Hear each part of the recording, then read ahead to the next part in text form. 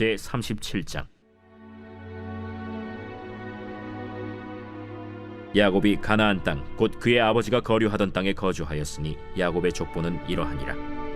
요셉이 17세의 소년으로서 그의 형들과 함께 양을 칠 때에 그의 아버지의 아내들 빌하와 실바의 아들들과 더불어 함께 있었더니 그가 그들의 잘못을 아버지에게 말하더라. 요셉은 노년에 얻은 아들이므로 이스라엘이 여러 아들들보다 그를 더 사랑하므로 그를 위하여 채색옷을 지었더니 그의 형들이 아버지가 형들보다 그를 더 사랑함을 보고 그를 미워하여 그에게 편안하게 말할 수 없었더라. 요셉이 꿈을 꾸고 자기 형들에게 말하매 그들이 그를 더욱 미워하였더라. 요셉이 그들에게 이르되 청하건대 내가 꾼 꿈을 들으시오. 우리가 밭에서 곡식단을 묶더니 내 단은 일어서고 당신들의 단은 내 단을 둘러서서 절하도이다. 그의 형들이 그에게 이르되 내가 참으로 우리의 왕이 되겠느냐? 참으로 우리를 다스리게 되겠느냐? 그의 꿈과 그의 말로 말미암아 그를 더욱 미워하더니 요셉이 다시 꿈을 꾸고 그의 형들에게 말하여 이르되 내가 또 꿈을 꾼즉 해와 달과 11별이 내게 절하도이다. 그가 그의 꿈을 아버지와 형들에게 말하매 아버지가 그를 꾸짖고 그에게 이르되 내가 꾼 꿈이 무엇이냐? 나와 내 어머니와 내 형들이 참으로 가서 땅에 엎드려 내게 절하겠느냐? 그의 형들은 시기하되 그의 아버지는 그 말을 간직해 두었더라.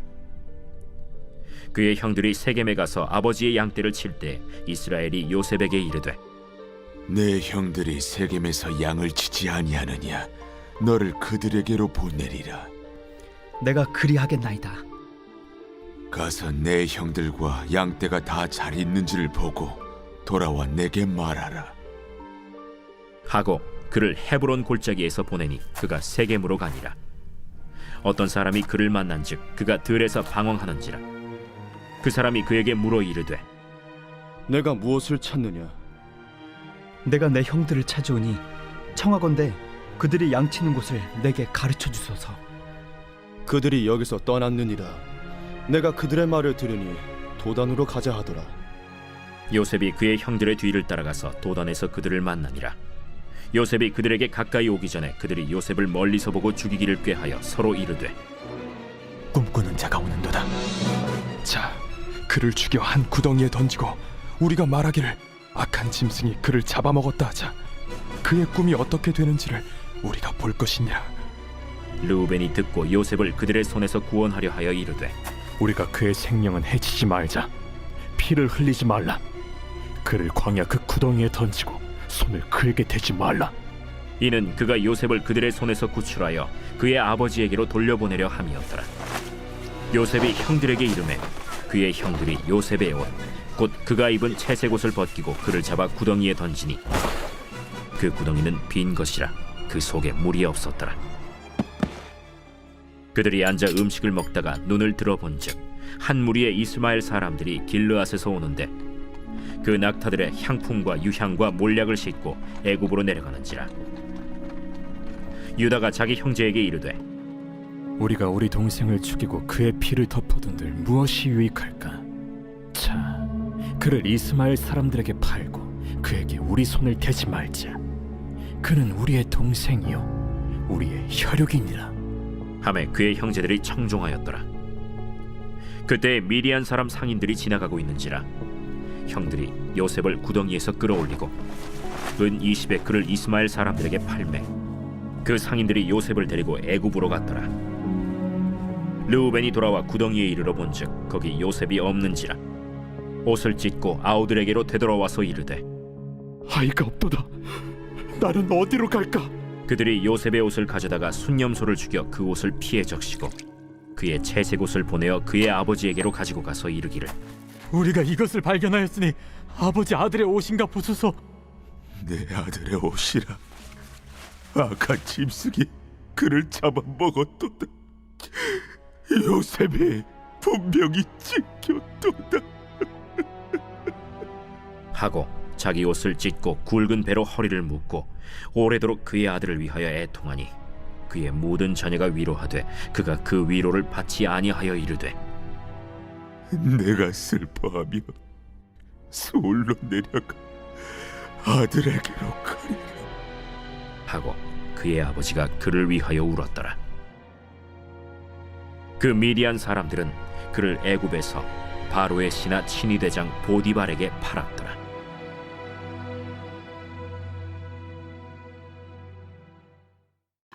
빛이 있으라. 하나님의 말씀의 은혜와 지혜가 우리 성도님들의 삶을 빛나고 복되게 하시기를 주님의 이름으로 축복합니다. 오늘 우리가 함께 나눌 말씀 창세기 37장입니다. 37장 드디어 우리가 좋아하는 요셉이 등장합니다. 오늘 이제 본문 37장부터 시작해서 창세기 마지막 장인 50장에 이르기까지 요셉을 중심으로 야곱과 그의 아들들의 이야기가 기록되어 있죠.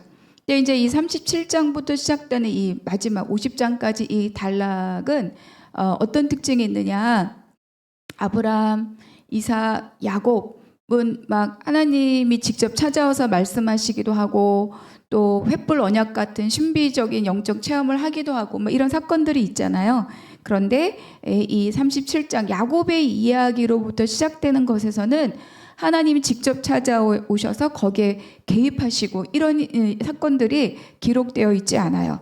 오히려 굉장히 현실적인 그런 이야기 속에서 하나님의 간섭하심, 하나님의 일하심이 다른 방향으로 이렇게 드러나게 되는 거죠. 그래서 다각도로 하나님이 직접 찾아와서 뭐 하라 하지 마라 이렇게 하시지 않지만 그러나 하나님께서 요셉의 인생을 또 이 야곱의 가문을 이끌어가고 계시다는 것을 다각도로 우리에게 보여주는 것이 바로 이 37장부터 50장까지의 하나님의 일하시는 모습입니다. 그래서 결국은 요셉이 나중에 이야기하는 거죠. 하나님 직접 와서 뭐 이렇게 해라 저렇게 해라 그런 것은 없지만 결국 하나님께서 자기를 통해서 하나님께서 이스라엘 백성을 구원하기 위한 구원의 손길이 자기 일평생 함께 했다는 것을 고백하는 겁니다. 그리고 또 이 요셉의 이야기는 지금 가나안에 있는 이 이스라엘 백성들이 어떻게 또 왜 애굽으로 내려가게 되었는지를 기록하고 있죠. 그래서 아브라함에게 창세기 15장에서 그런 약속, 이방에서 객이되고 그들이 너희를 괴롭게 할 것이고 300년 동안 너희를 괴롭게 할 것이다. 그때 아브라함에게 횃불 언약 가운데 주셨던 그 말씀이 어떻게 이루어져 가고 있는지 그 시작을 이제 이 창세기 말미에 말씀해 주고 있습니다. 자, 오늘 1절 한번 같이 읽겠습니다. 야곱이 가나안 땅 곧 그의 아버지가 거류하던 땅에 거주하였으니 거류하고 거주하고 그러니까 거류하고는 잠시 머물고 떠나고 잠시 머물고 떠나고 그런데 거주는 뭐예요? 완전히 그것에 털을 잡고 살고 있다 이런 뜻인 거죠. 그러니까 야곱이 이제 가나안 땅에 거주한다는 것은 이제 야곱이 완전하게 하나님 약속 안에 거하고 헤브론 땅에 완전하게 정착했다는 것을 우리에게 보여줍니다. 그러니까 떠도는 죄가 아니라 땅을 다 아직은 소유하지는 못했지만 땅의 일부를 완전하게 정착해서 차지함으로 앞으로 있을 그 하나님께서 약속하신 그 땅이 온전하게 이스라엘 백성의 땅으로 기업이 될 그날에 대해서 미리 맛보아 알게 하는 말씀의 구절이 바로 이건죠. 땅에 거주하였다. 2절과 3절 야곱의 족보는 이러하니라. 요셉이 17세의 소년으로서 그의 형들과 함께 양을 칠 때에 그의 아버지 아내들 비라와 실바와의 아들과 더불어 함께 있었더니 그가 그들의 잘못을 아버지에게 말하더라. 요셉은 노년에 얻은 아들이므로 이스라엘의 여러 아들들보다 그를 더 사랑함으로 그를 위하여 채색옷을 지었더니. 우리 이제 성경을 읽을 때 좋아하는 인물의 거의 원탑 아니면 탑3 안에 드는 게 바로 이 요셉이지 않습니까? 그러니까 우리는 아브라함이나 이삭이나 야곱보다 요셉을 이야기할 때 훨씬 더 마음이 설레죠. 왜요? 그 요셉은 꿈꾸는 자입니다. 그리고 마치 그 꿈의 성취인 것처럼 큰 대국 애굽의 총리가 되었죠. 그러니까 그 화려한 결말을 보면서 우리 자녀들이 요셉이 되기를 또 내가 그런 삶을 살 수 있기를 이런 마음으로 우리가 요셉을 기대하고 또 요셉의 이름에서 막 또 설레임을 갖기도 합니다. 그런데 이제 오늘 말씀 37장 앞에 보여지는 이 요셉이라고 하는 사람 자체는 그렇게 뭐 대단하거나 그런 선망의 대상이 아닙니다. 여기서 이야기하죠. 야곱은 노년에 얻은 이 아들, 라헬의 또 아들이잖아요. 그래서 이 아들을 특별히 사랑하였죠. 아들들보다 더 사랑하였다. 그래서 그에게 채색 옷을 입혔다. 이렇게 기록하고 있습니다.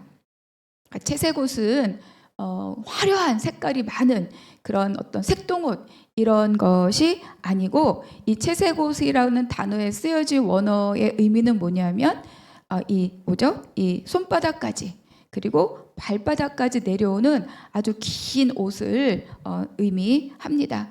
그러니까 당시 이제 히브리 사람들이 입던 옷은 우리가 가끔 이제 영화나 이런 데 보면 어때요? 이렇게 통자루 같은 옷을 이렇게 입고 있죠. 그리고 소매가 길지 않아요. 소매가 짧고, 그리고 이 통자루 같은 옷의 길이도 대부분 무릎에서 길이가 끝납니다. 그러니까 이것이 이제 이 히브리 사람들이, 이스라엘 사람들이 노동을 할 때 입는 옷, 그리고 일상복이기도 해요. 그런데 소매가 손바닥까지 그리고 발바닥까지 긴 옷이라고 하는 것은 노동을 위한 옷이 아니라 뭐예요? 관리자의 복장입니다. 그러니까 이 야곱이 이 어린 아들을 편애하여서, 형들은 다 일을 하고 노동을 하고 있는데 마치 이 아들에게 채색 옷을 입히고 관리자처럼 그 사이에 있게 했다. 그거를 여기서 말씀해주고 있는 거예요. 그러니까 요셉은 뭐 형들이 이랬습니다. 형들이 저렇게 했습니다.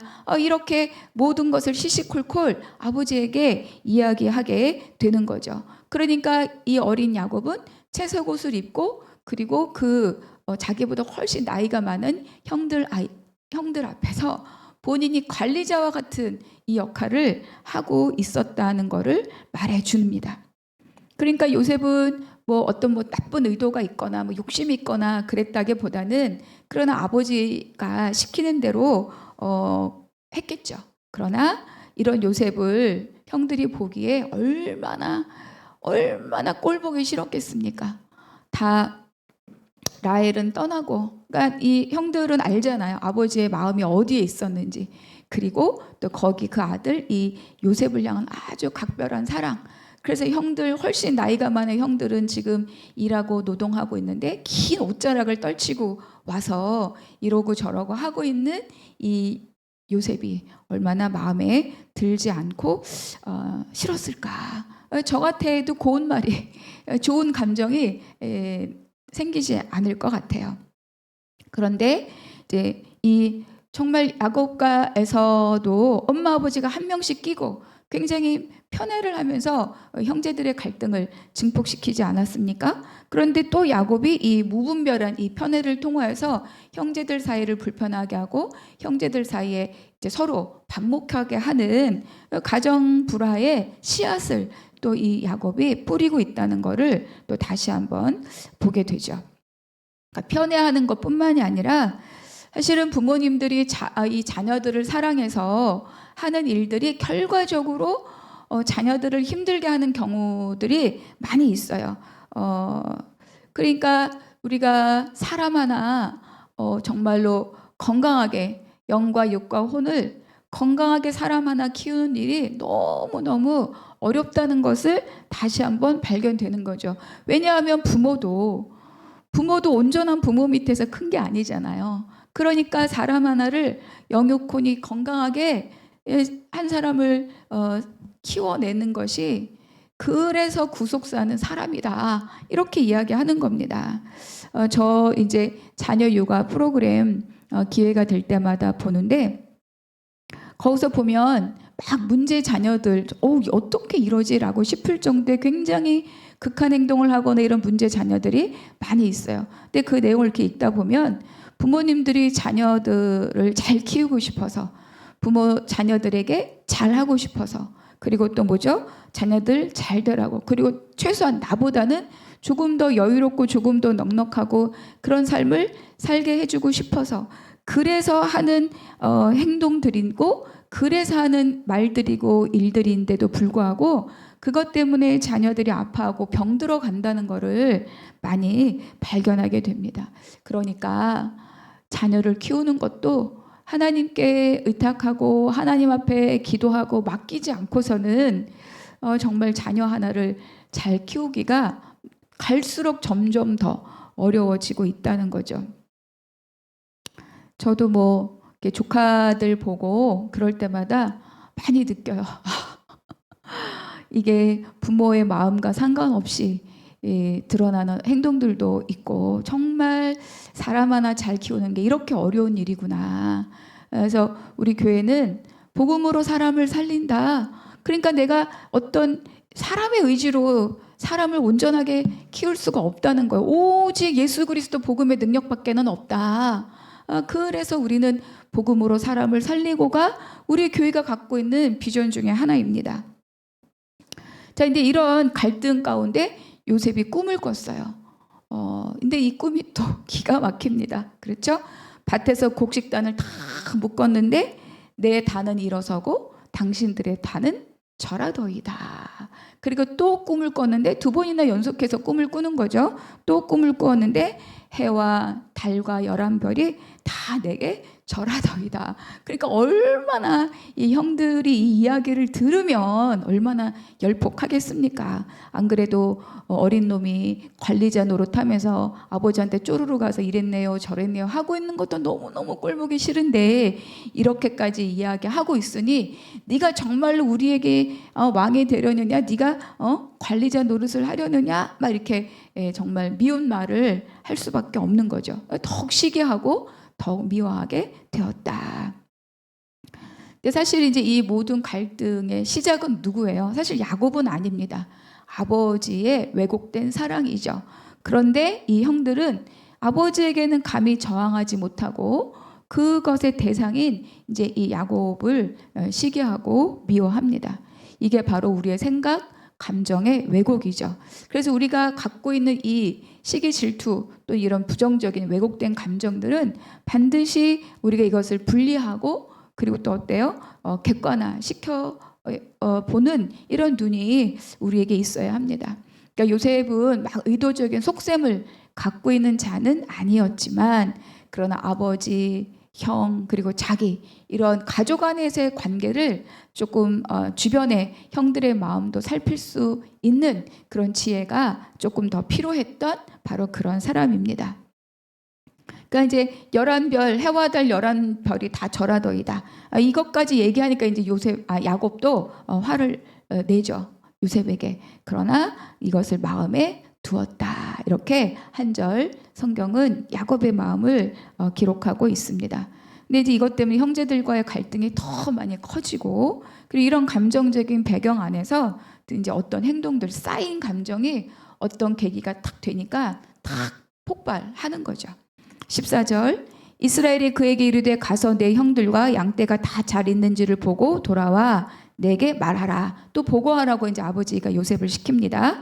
그를 헤브론 골짜기에서 보내니 그가 세겜으로 가니라. 그러니까 형들이 이제 이 양들을 치기 위해서 세겜까지 가 있는 거예요. 근데 세겜은 어떤 곳입니까? 바로 디나 사건이 있었던 곳이 이 세겜입니다. 그러니까 그때 사건으로부터 그리 오랜 시간이 흐른 것은 아니에요. 그러니까 이제 거기에 형들이 이제 짐승을 이끌고 갔기 때문에 야곱은 이 형들의 안부가 너무 궁금한 거죠. 그래서 요셉을 보내면서 가서 살피고 잘 있는지 별일 없는지 살피고 돌아와라. 이렇게 요셉을 형들에게 보냅니다.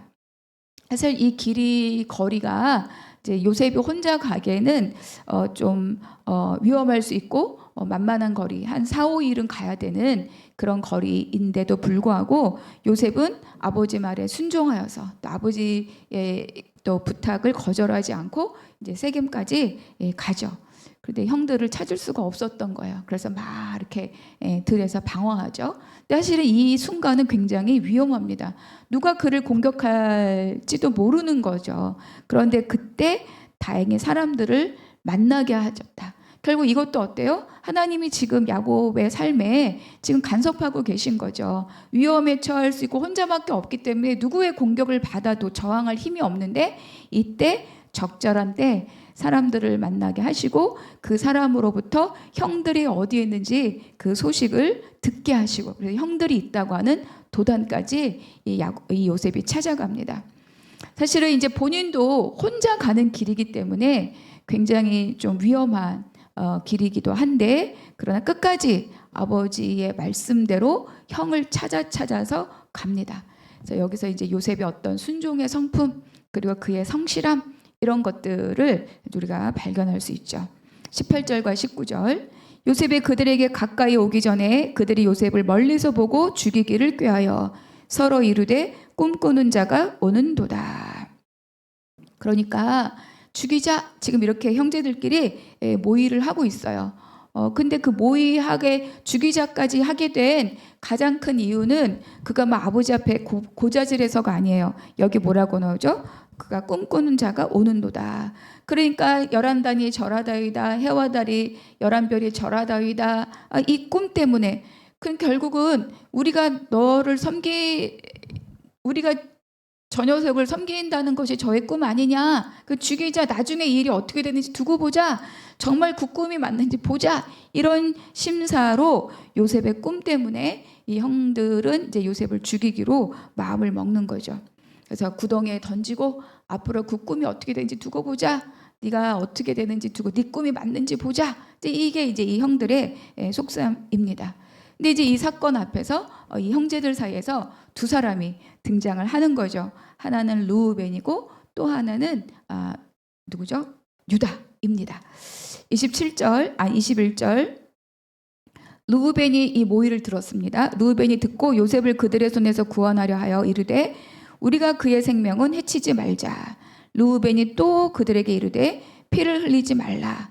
그를 광야 구덩이에 던지고 손을 그에게 대지 말라 하니 이는 그가 요셉을 그들의 손에서 구출하여 그의 아버지에게로 돌려보내려 함이었더라. 잠시 이제 르우벤이 맏형으로서 이제 이 역할을 하는 거죠. 죽이지 말자. 그냥 구덩이에 던져놓자. 그리고 자기가 때가 되면 내가 얘를 꺼내서 아버지에게로 돌려보내야 되겠다. 나름의 계획이 있었어요. 근데 이 르우벤의 말은 먹히지 않았습니다. 26절 유다가 자기 형제에게 이르되 우리가 우리 동생을 죽이고 그의 피를 덮어둔들 무엇이 유익할까? 자, 그를 이스마엘 사람들에게 팔고 그에게 우리 손을 대지 말자. 그는 우리의 동생이요 우리의 혈육이니라 하매 그의 형제들이 청종하였더라. 그러니까 뭐 르우벤의 이야기나 유다의 이야기나 구덩이에 던지는 것이나 파는 것이나 요셉이 그 생명을 유지하고 아버지 집에 안전히 돌아가는 것과는 사실은 다 상관이 없는 일이에요. 그런데도 불구하고 형제들은 어때요? 유다의 말을 청종하였다. 이제 르우벤 잠시 자기가 자리를 비운 사이에 구덩이를 가보니까 요셉이 없는 거지. 이미 팔려갖고. 그러니까 이제 막 옷을 찢고 안타까워했지만 그러나 그는 맏형으로서 형제들을 통솔할 만한 그런 영향력, 그런 리더십은 이미 상실한 아버지의 침상을 더럽힌 자로 더 이상 하나님과 아버지와 그 가문 안에서 장자로서의 역할, 그 존재를 상실한 사람이 바로 이 르우벤입니다. 23절 르우벤과 유다의 말 사이에 이제 이 말씀이 들어있죠. 요셉이 형들에게 이름에 꿈꾸는 자가 오는도다. 그래서 이제 요셉이 드디어 도착했습니다. 그의 형들이 요셉의 옷, 곧 그가 입은 채색 옷을 벗기고 그를 잡아 구덩이에 던지니 그 구덩이는 빈 것이라. 그 속에 물이 없었더라. 아버지의 사랑의 상징이고 요셉의 존재감의 상징이고 그가 지금 그 가문에서 어떤 위치에 있는지를 상징하는 그 채색 옷이 형들의 손에 의해서 벗겨졌습니다. 채색 옷을 입고 형제들 사이에서 으뜸인 것처럼 노릇을 하고 있던 그런 요셉은 이제 노예의 옷을 입고 그리고 은 20에 팔려갑니다. 그러니까 요셉은 그 옷을 다 벗겨지고 아주 초라한 모습으로 은 20에 팔려간다. 이게 지금 이 사건 속에서 요셉의 형편인데, 그러나 형제들은 요셉을 죽이고자 이 요셉을 구덩이에 넣었고 또 두 번 다시 그 꼴을 보기 싫어서 이제 팔아 넘겼지만, 그러나 결국 이런 형제들의 행동은 어떻습니까? 요셉이 오히려 요셉의 꾼 꿈을 이루게 만들어주는 계기로 작동을 하는 거죠. 그래서 나중에 요셉이 이렇게 간증하지 않습니까? 당신은 나를 해하려 하였으나 하나님은 그것을 선으로 바꾸사 오늘 많은 백성을 구원하게 하셨다. 이것이 이제 마지막 장에 있는 요셉의 자기 인생에 대한 고백이잖아요. 그러니까 해하려 하였지만 그것을 선으로 바꾼다. 이것이 바로 하나님의 일하심이고 이것이 바로 하나님의 능력입니다. 슬픔을 기쁨으로 바꾸어 주시는 분이 하나님이시고, 원수들의 음모를 오히려 축복으로, 축복의 통로로 바꾸어 주시는 분이 바로 하나님이신 거죠. 그러니까 우리가 하나님이 이러한 분이시다라는 것을 정말로 우리가 알고 있다면, 어떤 정말 큰 일, 정말 시련, 너무 큰 고난, 이런 것이 와도 정말로 하나님만 온전히 붙들고 있다면 그 고난과 고통과 아픔을 돌이켜서 그 인생의 기쁨과 화관을 씌워주시는 분이 하나님이신 것을 믿고, 우리의 눈물을 씻고 우리에게 웃음을 다시 주실 수 있는 분이 하나님이신 것을 믿고 우리가 정말로 다시 이 삶을 시작할 수 있다. 그것의 가장 큰 상징이 예수 그리스도입니다. 죄에서 죽을 수밖에 없는 우리를 생명으로 이끌어 주셨죠. 죽음에서 생명으로. 그분이 바로 예수 그리스도이고 그것이 바로 복음이다. 형제들이 이제 이 채색옷에 막 염소피를 묻혀가지고 아버지한테 보여줍니다. 아, 진짜 이 형제들의 행동도 요셉에게도 그 아버지에게도 너무너무 잔인한 일이에요. 그래서 야곱은 이 아들, 정말로 자기가 사랑했던 이 아들을 잃은 슬픔에 아주 절망을 합니다. 절망합니다. 그런데 이 절망으로 끝나지 않죠. 이것이 능력, 복음의 능력, 하나님의 일하심인 거죠. 36절, 그 미디안 사람들은 그를 애굽에서 바로의 신하 친위대장 보디발에게 팔았더라. 그 야곱은 계속 팔려가는 거예요. 팔려서 어디에 도착했다? 친위대장, 바로의 신하 친위대장 보디발에게 팔았더라. 여기서 이제 또 다른 제2의 인생이 시작되는 거죠. 야곱은 이제 채색옷이 벗겨지고 노예의 옷을 입고 그의 또 다른 삶이 시작되었습니다. 존귀한 신분이 없어지고 비천한 신분이 된 거죠. 여러분, 이것은 무엇입니까? 우리를 구원하기 위해서 하나님의 원래 본체이시만 동등됨으로 취할 것을 여기지 않고 정말로 인간의 육신의 낮은 인간의 육신의 몸을 입고 비천한 모습으로 우리에게 오신 예수 그리스도의 예표가 바로 이 요셉입니다. 여러분, 우리의 채색옷이 벗겨질 때가 있어요. 내가 잘 입고 체면도 있고 또 자존심도 있고 부끄럽지 않은 이 채색옷을 입고 다 이렇게 멋지게 서 있는 그런 시간들, 그런 상황들이 있습니다. 그런데 우리에게 하나님이 이 채색옷을 벗기실 때가 있어요. 예기치 못했던 고난으로, 또 환경이 확 갑자기 달라지면서, 또 관계가 깨짐으로, 또 기대가 무너짐으로 채색옷을 벗는 거죠. 저는 요즘 날마다 채색옷이 정말로 내가 그냥 이렇게 붙들고 싶은 이 채색옷을 하나님의 날마다 벗기시는 것 같아서 괴롭지만 또 감사한 그런 시간을 날마다 보내고 있습니다. 자, 오늘 37장, 오늘 나에게 주신 한 구절, 그 속에서 어떤 하나님을 내가 발견하고 은혜를 누렸는가.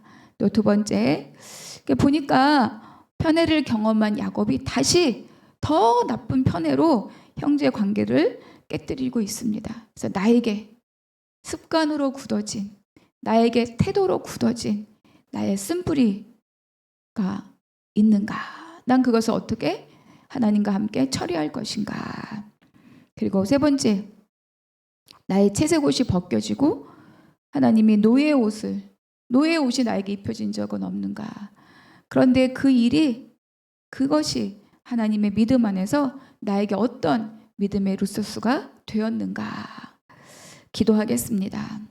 우리 삶을 이끌어 가시는 하나님, 오늘 나의 체면의 옷이 벗겨지고 자존심의 옷이 벗겨질 때 그것을 억지로 내 손으로 움켜쥐는 것이 아니라 그 일을 주관하시는 분이 하나님이심을 믿고 감사로 감당하게 하여 주시옵소서. 모든 것을 주께 의탁드리고 감사하며 우리 주 예수 그리스도 이름으로 기도하옵나이다. 아멘.